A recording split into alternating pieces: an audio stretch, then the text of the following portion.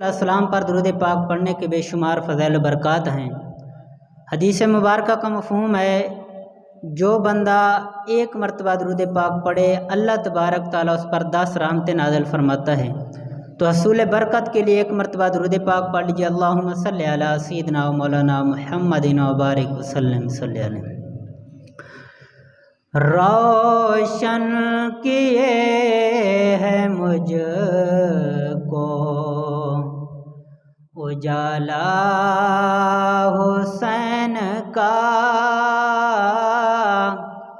میں بھی ہوں ایک چاہنے والا حسین کا، میں بھی ہوں ایک چاہنے والا حسین کا۔ زندہ ترا ترا کے حوالوں سے ہوں مگر سب سے بڑا ہے میں حوالہ حسین کا، میں بھی ہوں کا چاہنے والا حسین کا۔ تمثیل استقامت کردار کی قسم، بے مثل ہی رہے ہے ہمارا حسین کا، بے مثل ہی رہے ہے ہمارا حسین کا۔ یہ مقابلہ نہ ہوا ظلم ہی ہوا، یہ مقابلہ نہ ہوا ظلم ہی ہوا، لڑنے کو فوج تھی نا رسالہ حسین کا، لڑنے کو فوج تھی نا رسالہ حسین کا۔ اعلان حق کی گونج بہت کربلا میں تھی، اعلان حق کی گونج بہت کربلا میں تھی، گویا سکوت بھی تھا مقالہ حسین کا، میں بھی ہوں ایک چاہنے والا حسین کا۔ اللہ تبارک تعالیٰ جل جلالہ اتم برہانہ وعظم شانہ کی حمد ثنا حضور سرور کائنات صلی اللہ علیہ وسلم کی بارگاہ اقدس میں ہدیہ درود السلام کے بعد مالک کریم کی بارگاہ میں دعا ہے کہ مالک و مولا مجھے حق بیان کرنے کی توفیق عطا فرمائے۔ سامعین محترم، جب سے یہ کاروان انسانیت اپنی منزل کی طرف مصروف سفر ہے، اس کی دستان بہت ہی عجیب و غریب ہے۔ اس جہان میں لاکھوں انسانوں کا روزانہ اضافہ ہوتا ہے اور لاکھوں انسان ہم سے بچھڑ جاتے ہیں، مگر اس انسان کی امتحان گاہ دنیا میں کچھ ہستیاں ایسی بھی گزری ہیں جو کہ صدیاں گزر جانے کے بعد بھی آج بھی روشن قندیلوں کی طرح چمک رہی ہیں۔ شہرائے حیات پر گامزن لوگ چاہے معلم ہوں یا متعلم ہوں، پیر ہوں یا مرید ہوں، استاد ہو یا شاگرد ہو، محقق ہو یا مفکر ہو، کوئی بھی ہو، تمام کے تمام ان کے نقوش پا سے اپنی زندگی کی راہیں سیدھی کرتے ہیں۔ انہی ہستیوں میں سے ایک ہستی شہزادہ فاطمہ الزہرا، شہید خنجر جوز و جفا، پیکر صبر و رضا، سید اہل وفا، نور دیدہ مرتضیٰ، نائب مشکل کشا، شہزادہ بطول، جگر گوشہ بطول، حضرت سیدنا امام حسین رضی اللہ تعالیٰ عنہ کی ذات بھی ہے۔ امام حسین کون؟ وہ امام حسین جو حکمت کا لقمان بھی ہے، بصیرت کا سلیمان بھی ہے، امام الانبیاء کی جان بھی ہے، مولا جہان بھی ہے، جو پھولوں کی مہکار بھی ہے، قاری قرآن بھی ہے، جو اعلیٰ انتخاب بھی ہے، جو ولیوں کا امام بھی ہے۔ تو سامعین محترم، جنہوں نے دین کی خاطر اپنے عزیز و اقارب، بیٹے، بھائی، بھتیجے، سب عزیز و اقارب کی قربانیاں پیش کی اور ہمیشہ ہمیشہ کے لیے بلند کر دیا، حسینیت ہمیشہ ہمیشہ کے لیے زندہ ہو گئی، یزیدیت دم توڑ گئی، سخی حسین لجپال کی قربانی سے اسلام کا نظام، خلافت بحال ہوا، کیسر و کسریٰ کا وراثتی نظام ختم ہوا، کرب و بلا کے اندر خانواد رسول، اہل بیت اطہار کے گل بدن رانا نوجوانوں نے، عمر رسیدہ بزرگوں نے، معصوم اور شیرخوار بچوں نے یزیدیت کے وحشت کے خلاف وہ مظاہرہ کیا کہ انسانی تاریخ اس کی مثال لانے سے عاجز ہے۔ اس ظلم و ستم کے مقابلے میں مظلومان کربلا، حسینیان باوفا نے جس صبر و رضا، عزم و شجاعت کا ثبوت دیا، وہ قربانی وہ ثابت ہو چکی ہے۔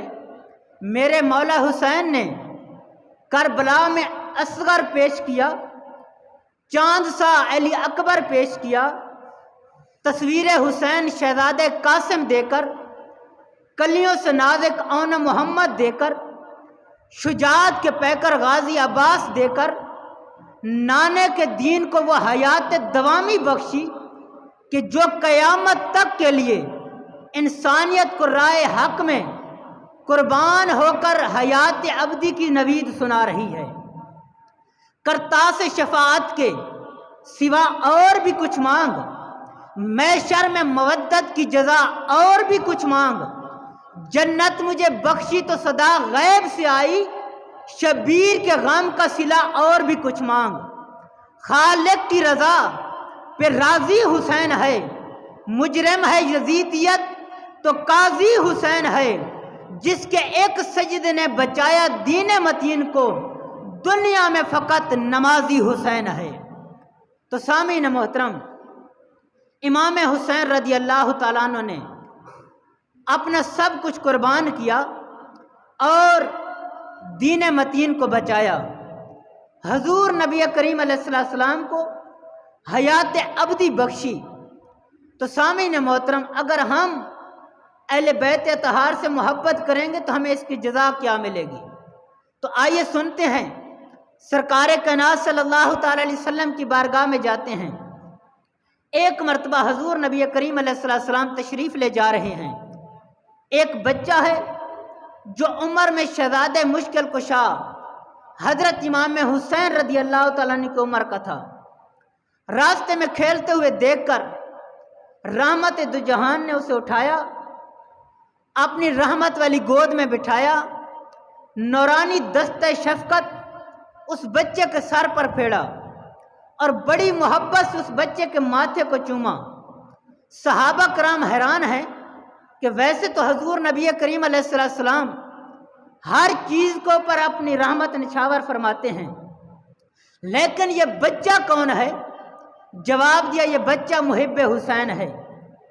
آقا نے فرمایا کہ ایک دن بچے نے عجیب منظر دکھایا، دیکھا کیا کہ میرا حسین جس جگہ پر کھیل رہا تھا، جب میرا بیٹا حسین چلتا تھا تو پھر کیا ہوتا، یہ بچہ اس قدموں والی جگہ سے مٹی اٹھاتا، مٹی اٹھا کر اپنی آنکھوں پر لگاتا، اسے چومتا۔ یہ منظر دیکھا تو سرکار کائنات نے فرمایا کہ یہ بات مجھے بڑی اچھی لگی کہ یہ میرے بیٹے سے محبت کرتا ہے۔ تو اس بات سے پتہ چلا جو اہل بیت اطہار سے محبت کرے، حضور علیہ السلام کے خاندان سے محبت کرے، وہ حضور نبی کریم علیہ السلام کی محبت میں آ جاتا ہے۔ حضور علیہ السلام اس سے محبت کرتے ہیں، کیوں کہ وہ اس کی آل سے محبت فرما رہا ہے۔ تو سامعین محترم، امام حسین رضی اللہ تعالیٰ عنہ نے کربلا میں جان کر اپنے عزیز و اقارب پیش کر کے امام حسین نے دین متین کو بچایا۔ تو اللہ تعالیٰ نے قرآن مجید کے اندر ارشاد فرمایا کہ میں اپنے بندے کو آزماؤں گا، کیسے؟ بھوک کے ذریعے، مالوں میں کمی کے ذریعے، خوف کے ذریعے۔ تو دیکھیے کہ کربلا کے اندر کیا چیز نہ تھی، سب کچھ تھا، خوف بھی تھا۔ کیوں؟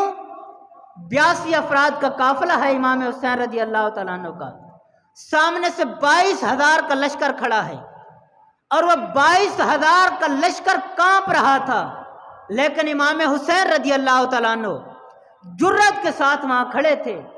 بظاہر تو نظر آ رہا تھا کہ خوف کی صورت پیدا ہو چکی تھی، 82 افراد کہاں پر، 22,000 افراد کہاں پر، لیکن امام حسین نے جرات کا ثبوت دیا، بہادری کا ثبوت دیا، صبر کے ساتھ وہاں کھڑے رہے۔ تو آج مختلف انداز میں اس واقعے کو بیان کیا جاتا ہے۔ کچھ لوگ کیا کرتے ہیں، یہاں پر امام حسین رضی اللہ تعالیٰ عنہ کو بے اختیار کہہ دیتے ہیں۔ وہ کہہ دیتے ہیں کہ امام حسین تو مجبور تھا، امام حسین کے پاس طاقت نہیں تھی، کچھ بھی نہیں تھا۔ ایک طبقہ ایسا ہے جو کہتا ہے کہ امام حسین وہ جب کربلا میں گئے تو پیاسے تھے، پیاسے مارے گئے۔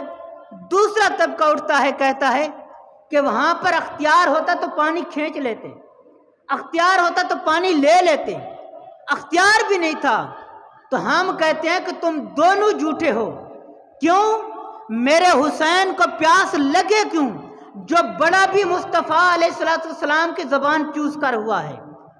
تو ہم کہتے ہیں کہ امام حسین وہاں مجبور بھی نہیں تھے اور اختیار بھی پاس تھا، لیکن وہاں پر صبر کا مظاہرہ کیوں کیا؟ امتحان تھا۔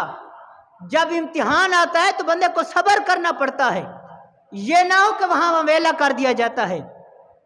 تو سامعین محترم، امام حسین رضی اللہ تعالیٰ عنہ کربلا کے اندر مجبور بھی نہیں تھے، بے اختیار بھی نہیں تھے، بلکہ حضور نبی کریم علیہ السلام کے نواسے بڑے جرأت مند تھے، اور کیوں نہ ہوتے کہ جنہوں نے تربیت بھی حضور نبی کریم علیہ السلام سے لی، اور حضور نبی کریم علیہ السلام نے کندھوں پر بٹھا کر بتا دیا، بیٹا آخر ایک وقت آنا ہے، تجھے سواری پر سوار ہونا ہے، آ بیٹھ جا، اور تجھے سواری پر سوار کر کے دکھاتا ہوں کیسے سواری کرنی ہے۔ اپنی زلفیں پکڑا کر بتا دیا، بیٹا سواری کو سنبھالنا ایسے ہے، اور اپنی زبان چسوا کر بتایا، بیٹا آج جتنی پیاس بجھانی ہے بجھا لے، ایک وقت آئے گا تیرے اوپر پانی بند ہو جائے گا، تجھے پیاس لگے گی تو اس وقت پانی کی تجھے ضرورت نہ پڑے، آج جتنی پیاس ہے یہاں پر بجھا لے۔ تو امام حسین رضی اللہ تعالیٰ عنہ بڑی شان کے مالک ہیں کہ امام حسین رضی اللہ تعالیٰ عنہ، دیکھیے حضور علیہ السلام نے اپنا سگا بیٹا ان پر قربان کیا ہے۔ حضور نبی کریم علیہ السلام کے بیٹے ہیں حضرت ابراہیم جو حضور علیہ السلام کے چھوٹے چھوٹے بیٹے تھے، گود کے اندر تشریف فرما ہیں، اور امام حسین رضی اللہ تعالیٰ عنہ کی گود میں ایک طرف حضرت امام حضور علیہ السلام کی گود میں ایک طرف حضرت امام حسین کھیل رہے ہیں۔ حضور نبی کریم علیہ السلام دونوں بیٹوں کو دیکھ کر خوش ہو رہے ہیں۔ اسی دوران جبریل امین حاضر ہوتے ہیں، عرض کرتے ہیں یا رسول اللہ، اللہ تبارک و تعالیٰ فرماتا ہے کہ ان دو پھولوں میں سے ایک پھول اپنی مرضی سے دے دیجئے۔ تو حضور نبی کریم علیہ السلام نے فرمایا میں اپنا بیٹا ابراہیم تو دے سکتا ہوں لیکن حسین نہیں دے سکتا۔ کیوں؟ اگر میں اپنا بیٹا ابراہیم دیتا ہوں تو مجھے غم پہنچے گا، اگر میں حسین دیتا ہوں تو میری بیٹی فاطمہ الزہرا کو بھی غم پہنچے گا، مجھے بھی غم پہنچے گا، تو میں اپنا بیٹا دیتا ہوں۔ تو جب بھی امام حسین رضی اللہ تعالیٰ عنہ آتے حضور علیہ السلام کی بارگاہ میں تو حضور علیہ السلام فرماتے اے حسین تو وہی تو ہے جس پر میں نے اپنا سگا بیٹا قربان کیا تھا۔ تو سامعین محترم، امام حسین کی تربیت میرے مصطفیٰ نے کی تھی۔ تو آج جو لوگ کہتے ہیں کہ ہائے امام حسین تو مجبور تھے، پانی کو ترس ترس کر مر گئے، وہ لوگ بھی جھوٹے ہیں، اور جو کہتے ہیں اختیار ہوتا تو پانی کھینچ لیتے، وہ بھی جھوٹے ہیں۔ آؤ ہم سنیوں سے سنیے، اہل محبت سے سنیے، ہم کہتے ہیں امام حسین مجبور بھی نہیں تھے، بے اختیار بھی نہیں تھے، بلکہ امام حسین کے لیے تو پانی خود تڑپ رہا تھا۔ یہاں پر ایک شاعر نے بڑی ہی خوبصورت انداز میں بات لکھی ہے کہ امام حسین نہیں بلکہ پانی امام حسین کو ترس رہا تھا۔ لکھتے کیا ہیں؟ منہ سے ایک بار لگا لیتے جو مولا پانے، دشت ظلمت میں نہ یوں ٹھوکریں کھاتا پانی۔ کون کہتا ہے کہ پانی کو ترستے تھے حسین، ان کے ہونٹوں کو ترستا تھا پیاسا پانی۔ یعنی امام حسین کے ہونٹوں کو تو پانی ترستا تھا۔ اور آئیے سنیے کہ امام حسین کے پاس اختیار تھا، پانی کو اپنے قدموں میں بلا سکتے تھے، لیکن امتحان کی وجہ سے نہیں بلایا۔ جو لوگ اعتراض اٹھاتے ہیں، آؤ ان کے باپ داداؤں کی باتیں سنیں۔ اشرف علی تھانوی جمال الاولیاء کے اندر لکھتا ہے کہ حضرت ام ایمن حضور نبی کریم علیہ السلام کے گھر کی نکرانی ہے، مکہ سے ہجرت کی، راستے کے اندر لگتی ہے پیاس، پینے کے لیے پانی پاس نہیں۔ جب پیاس لگی، مرنے کے قریب ہوئی، آسمان کی طرف نگاہ اٹھائی اور عرض کرتی ہے یا مالک کریم، تیرے محبوب کے گھر کی نکرانی ہوں، مجھے پیاس تڑپا رہی ہے، پانی دیجئے۔ آسمان سے مشکیزہ لٹکا، حضرت ام ایمن نے پانی پیا۔ جب حضور نبی کریم علیہ السلام کے گھر کے نکرانوں کا یہ عالم ہے کہ وہ اللہ تبارک تعالیٰ کی بارگاہ میں عرض کریں مولا پانی چاہیے، تو رب آسمان سے مشکیزہ لٹکا دے، تو جو اپنا جگر گوشہ بطول ہے، حضرت علی کا لخت جگر ہے، حضور نبی کریم علیہ السلام کا نواسہ ہے، اگر رب کی بارگاہ میں عرض کرتا تو پانی کیسے نہ آ جاتا۔ حضرت عمر فاروق رضی اللہ تعالیٰ عنہ صحابی رسول ہیں، رب تعالیٰ نے بڑا مقام دیا ہے، بڑا مرتبہ دیا ہے، بڑی شان دی ہے، دوسرے خلیفہ ہیں۔ وہ عمر جنہوں نے دریائے نیل کو لکھا خط کہ اے دریائے نیل، میں تجھے خط لکھ رہا ہوں، پانی چل جائے، تو پانی چلنا شروع ہو گیا، ایسا پانی چلا کہ آج تک بند نہ ہوا۔ وہ عمر بیٹھے ممبر کے اوپر، حضور نبی کریم علیہ السلام کے نواسے حضرت امام حسین آتے ہیں، آ کر کہتے ہیں اے عمر میرے نانے کا ممبر چھوڑ دے۔ تو حضرت عمر منبر چھوڑ دیں. وہ حسین جو حضرت عمر کو کہیں منبر چھوڑ تو وہ منبر چھوڑ دیتے ہیں. کس لیے؟ کہ نواسہ رسول ہے. وہ عمر دریا کو حکم دے تو پانی چل پڑے. اگر وہ حسین رب کی بارگاہ میں عرض کرتا تو پانی کیسے نہ آ جاتا؟ تو سامعین محترم، وہ مجبور نہیں تھے، بے اختیار بھی نہیں تھے، بلکہ امتحان دے رہے تھے. جمال الاولیاء کے اندر اشرف علی تھانوی ہی لکھتا ہے کہ حضرت عثمان غنی جب 40 دن بند کمرے میں رہے تو 40 دن حضور نبی کریم علیہ السلام بند کمرے میں آ کر انہیں آب کوثر عطا فرماتے تھے. تو جو حضرت عثمان غنی کو حضور علیہ السلام بند کمرے میں 40 دن آب کوثر عطا فرما سکتے ہیں، کیا وہ اپنے نواسے کو پانی نہیں دے سکتے تھے؟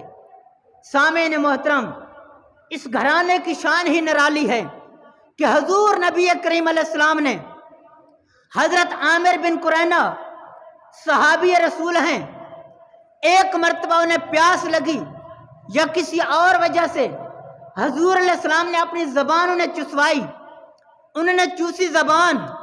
پھر برکت دیکھیے کہ حضرت عامر بن قرینہ کو رب تعالیٰ نے ایسی شان دی کہ مدینہ شریف کے اندر جب بھی کوئی کنواں نکالنے لگتا کہ پانی باہر آ جائے، کنواں نہ نکلتا، پانی باہر نہ آتا، چٹانیں آ جاتی، تو عامر بن قرینہ کو وہاں لے جاتے.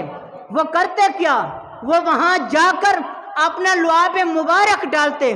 جس جگہ پر عامر بن قرینہ اپنا لعاب ڈالتے پتھر پھٹ جاتے، زمین کے اندر دراڑیں پڑ جاتی، پانی کے چشمے جاری ہو جاتے. وجہ کیا ہے؟ ایک مرتبہ میرے نبی نے انہیں اپنا لعاب عطا کیا تھا. تو جس کو ایک مرتبہ لعاب عطا کریں اس کی شان یہ ہے کہ زمین پر لعاب ڈالیں تو چشمے جاری ہو جائیں. جو بڑا بھی نانے کی زبان چوس کر ہوا ہے، جو ساری زندگی حضور نبی کریم علیہ السلام کی بارگاہ میں حاضر رہا ہو، حضور علیہ السلام نے اپنے ہاتھوں سے نوالے کھلائے ہوں، اپنی زبان چسوائی ہو، اگر وہ اشارہ کرتے تو فرات کیسے قدموں میں نہ آ جاتا؟ تو میرے حسین بے اختیار نہیں تھے، ان کے پاس اختیار تھا، لیکن صرف صبر کیا. کیوں؟